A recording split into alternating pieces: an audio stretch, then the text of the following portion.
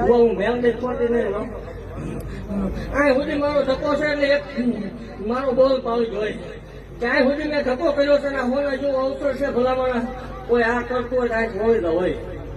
દૂધ પીવા વાળો સમાજ આ પીવે સારું ન લાગે કોઈ આ કરતું હોય અત્યાર સુધી જે કર્યું હોય આ કરતું હોય મૂકી દો ભલામણ